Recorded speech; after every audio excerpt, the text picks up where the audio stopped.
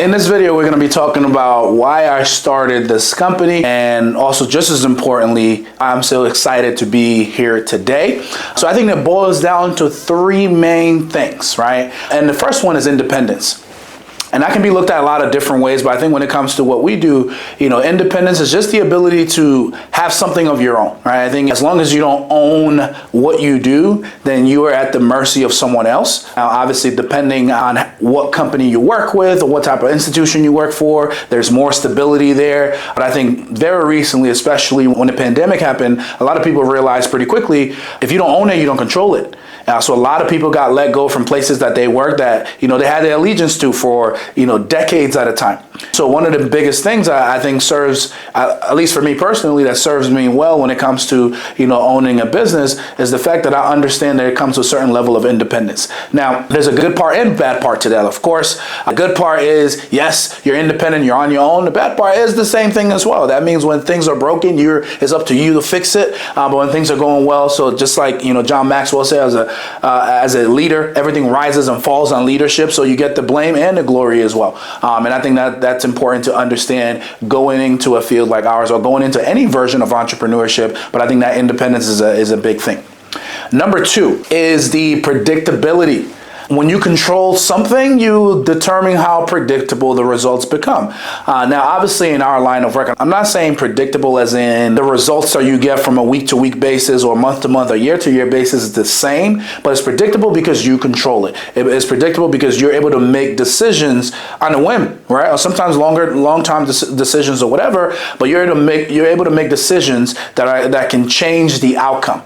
Right, and if you control the input, then of course you control the outcome as well. And that having that level of predictability when it comes to what you do and how you do it, I think that's important. Third and final one, the quality of life. The way I always looked at it, and I think a lot of people might, maybe look at it a little bit differently when it comes to work-life balance. Right, I think some people, when their sense of work-life balance is work 8 hours, sleep 8 hours, and do whatever you can for another 8 hours, right? And I think that's a balance on a day-to-day scale. There's nothing against that. But my perception of work-life balance was a little bit different than that.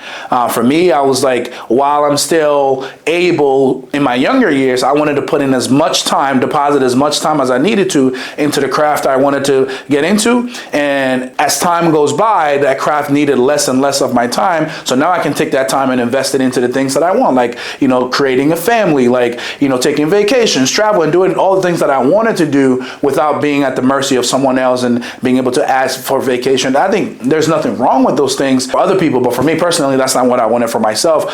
So the ability to put the quality of life, the caliber of life that I wanted to live before just my personal preferences at the moment, I think that was important. Those are the reasons why I started the industry.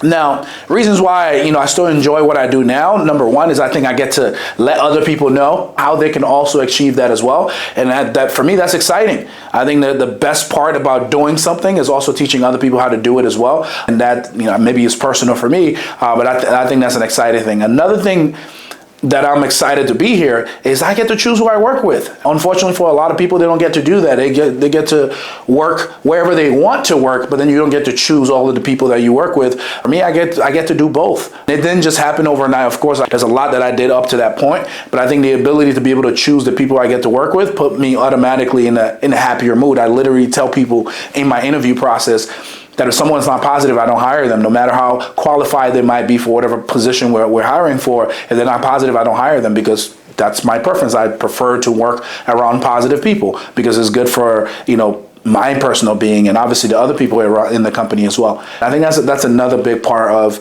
why I love where I work. And the third one, and I think the final one, is we get to do things that most companies wouldn't really get to do. Like, I think one of the amazing things about what we do is the fact that we have something called team night. And we have other things called crew night. So that means I get to work with people, but I also get to hang out with that people. So I don't just have a very superficial professional relationship with the people that I work with. I have personal relationships. Some of the people I work with, I've gotten to go to important events to them, like graduations, weddings, and things like that, baby showers. And I think that's important. And I don't think everyone has the ability to have or cultivate an environment where they are able to do those things. And I think for me, that's what gets me excited to work where I work. All right, I'll see you in the next video.